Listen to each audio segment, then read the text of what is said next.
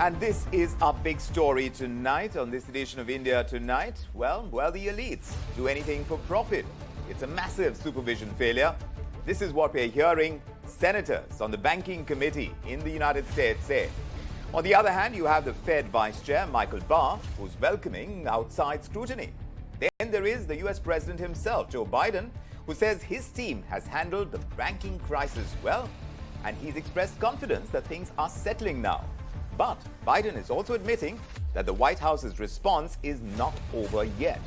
The US president has said that his administration is also looking at legislative changes, but it could be an uphill task in a divided Congress.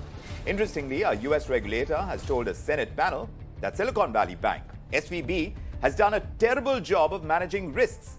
Lawmakers, on the other hand, are scrutinizing federal regulators. Let's first listen in to what the US President Joe Biden has said about the banking crisis, even as we see these lawmakers scrutinize what happened with the banking crisis, with the collapse of Silicon Valley Bank and then Signature Bank as well. This is what we got from the US President earlier this evening. Well, no, it's not over yet. We're watching it very closely. I think my team has handled it very well so far. And rather than get ahead of myself here, I think I'll just let things move the way they are. Well, while that quizzing is happening, we are looking at what the US markets are doing right now. And the Dow Jones is up more than 0.5 percentage points, about 0.6%. It's a green kind of move. The NASDAQ, the tech-heavy NASDAQ, is up more than 1% and very close to a percentage point up move right now is what we see on the S&P 500 as well. Let's get perspective on what's happening in the United States and the possibility of more regulations when it comes to the banking sector. And for that, Geoff Dennis, independent emerging markets commentator, is joining us along with Peter Cardillo, who's a chief market economist with Spartan Capital Securities. Great to have you with us this evening. Geoff, coming to you first, these lawmakers, do tell us if you think they're going after the regulators, in your opinion, or the regulators. And what you've heard so far on the quizzing that's been going on, what's the direction that American lawmakers are following on decoding the kind of banking crisis that started with SVB, then Signature, then, of course, we talked about a contagion and Credit Suisse happened. It really shook up the global markets, didn't it? It certainly did shake up the global markets. And I think that what's happening here is that there were regulatory failures, without any question. There were some clear warning signs about the problems that were in place at Silicon Valley Bank that were flagged but essentially ignored in terms of remedial action. And so I think what they're trying to do is get to the bottom of who may be to blame for all of this. But also I think there's a general sense that the easing of the regulations that were put in place, the stronger regulations that were put in place after the global financial crisis, which were then subsequently eased during the Trump administration, I think there's a general sense now that we will have to put some of those regulations back again in order to prevent this sort of stuff happening again. If I may just make one other point initially here, and that is that I think it's very fair to say that although this is perceived as a banking crisis and began in the US, the three banks that have been under pressure here and have either gone bust or been taken over, they're all for different reasons. Silicon Valley Bank, Signature Bank, and CS, they all just happen to be, you know, sort of perhaps linked to each other in terms of timing, but happen for different reasons. The net of this, I think, is going to be some sort of attempt to increase regulation again, take us back to where we were post the global financial crisis.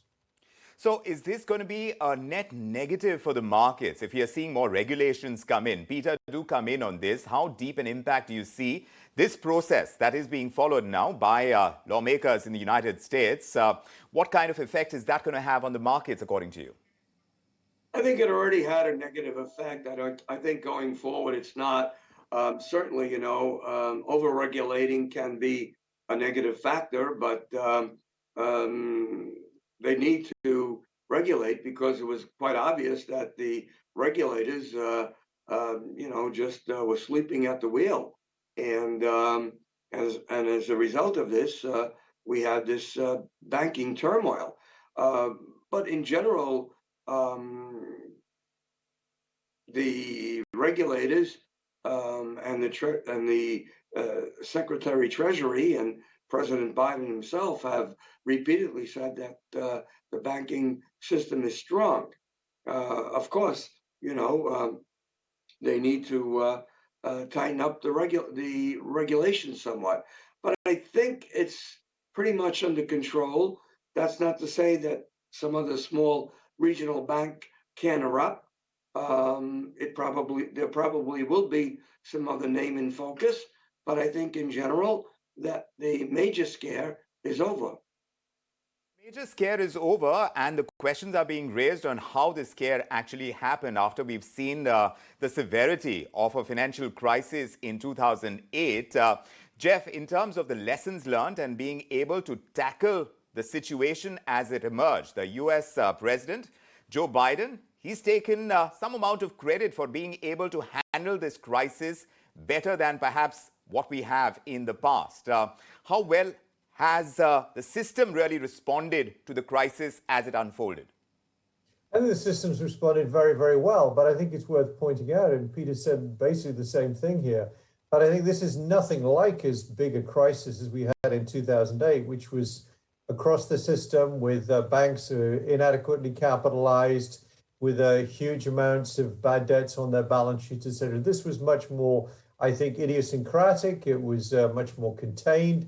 And so, if you like, it was easier to look good in this crisis than, and easier to solve it, so to speak, than was the case in 2008. Now, if I could just chip into what, your previous question said, I agree with Peter. I think the worst of this is over. And I think what's very interesting now is that what I think it does, this particular crisis and how it's been handled, is I think it does bring the peak of interest rates in the US sooner. I think there's probably one more rate hike to come, if that. And I think it's, and therefore in that respect, I think it's also good if we come out of this without there being any further major disruptions of the banking system. So I think the markets are in reasonably good shape now, absent there being any further negative news out of the banking system itself. But make no mistake, this was a much, much less severe crisis, or has been and still is, if you like, a much less severe crisis than we had in the global financial crisis of 2008. Going by what Geoff is saying, Peter, do you think that the natural fallout of this has been, perhaps, that we've peaked on the interest rate hiking cycle earlier than what was estimated? Is that a good thing for the economies, the global economy, and for the markets? Well, look, SVB went out because they didn't know how to manage the rate hikes and other small regional banks as well. But again, the question of rising interest rates here is probably not going to be a downfall for any of the banks going future, because of the fact that we're near the end of the tightening cycle. I believe that the Fed is not likely to raise in May, so the pause is just around the corner. And if you look at most of the macro news that's coming out, you'll see that recession is not that far away. Now, we've been saying this for a long time, and with the rates finally penetrating, the full effects of the rates penetrating the economy, it's very, very unlikely that we can escape recession. So I think that bodes well going forward. So a hard landing, do you think, Geoff, that we've really dodged that bullet, as it were? And this perhaps could have been a blessing in terms of emerging markets as well, and the fallout that the entire world, which is, of course, facing the fallout of a war that's going on without an end in sight. Do you think at this point in time that we've averted a hard landing, or is that still on the horizon?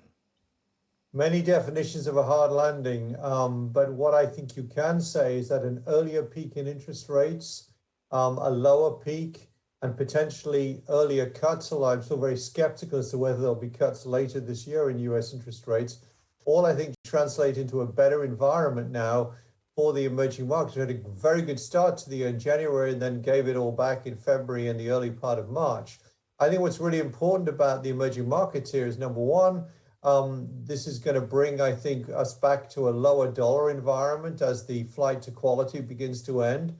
Secondly, this is not an emerging market banking crisis to the extent it's a global crisis at all. It's US and to a certain extent European because of Credit Suisse. And thirdly, because of so many emerging market countries, including India, by the way, that have positive real interest rates and move their interest rates sooner. Look at Brazil, for example. A lot of these countries can bring their interest rates down more quickly. So I think assuming this is the end of the crisis, so to speak, or at least we're coming to the end of the crisis, and we're near or at the end of the Fed tightening cycle, I think this is actually very good for emerging market equities over the next 6 to 12 months. Peter, according to you, what are the kind of shifts in regulations that are likely to come in, as difficult as it may be? And the president himself has conceded that because it's a divided Congress and getting any new legislation passed is going to be a Herculean task. But if these regulations are to come in, what is the form that you expect them to take? I would probably guess they're going to go back to the regulations that were implemented after the 2008 crises. Up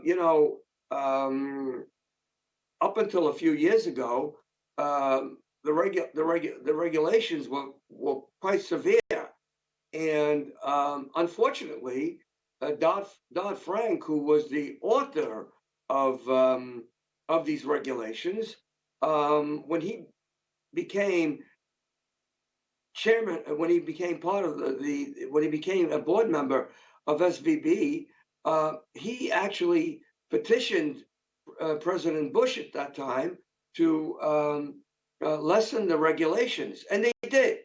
And as a result, this is what happened. So I think they'll be as severe as they were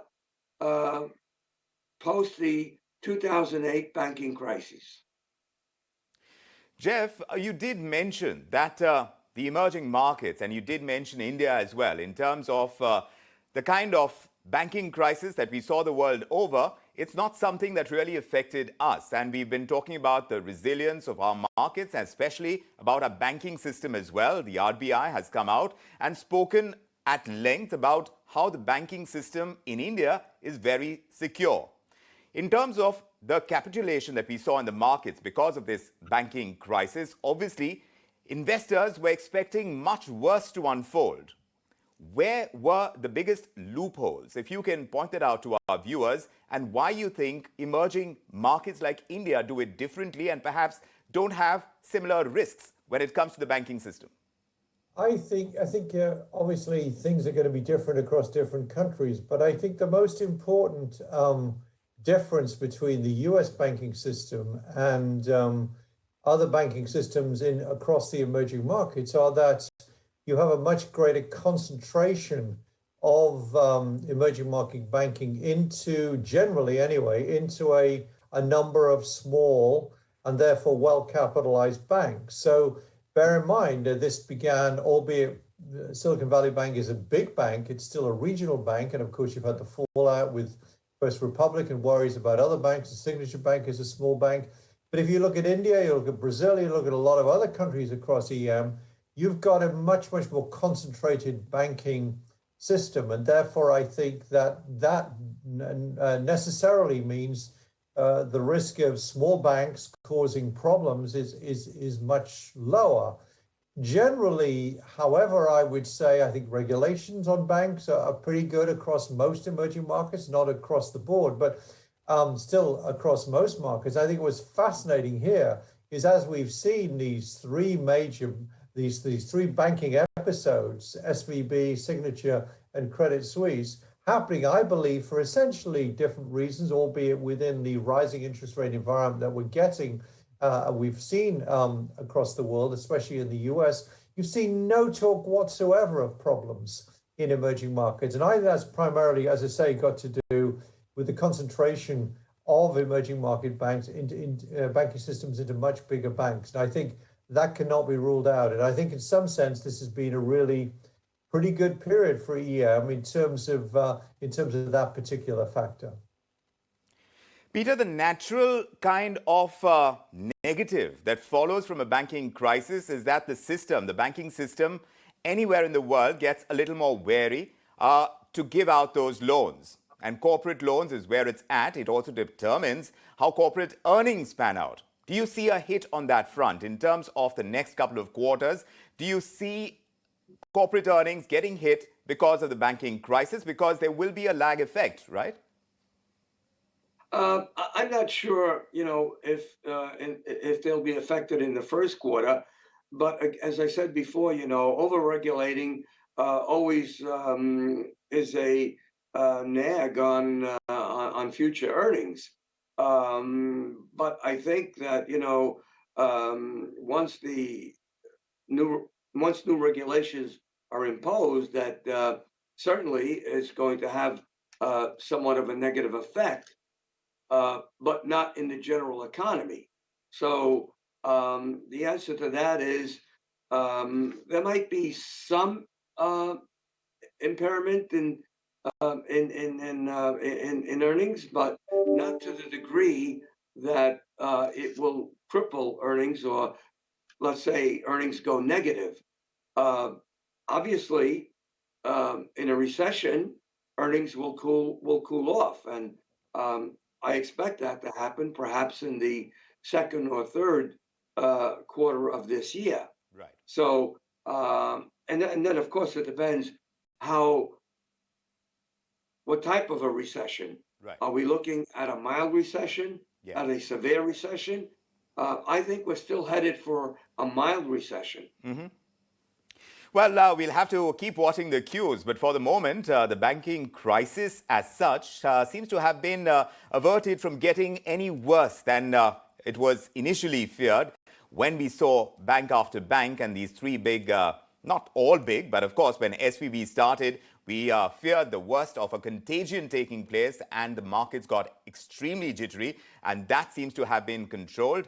We'll see exactly what the fallout is and how the rate hikes now pan out. As far as the Fed is concerned, we are talking about the interest rates peaking, and perhaps cues will be taken by other emerging markets like India as well from what the Fed does. But thanks very much, Peter Cardillo and Geoff Dennis, for joining us with your perspective on this edition of India Tonight. Pleasure having you.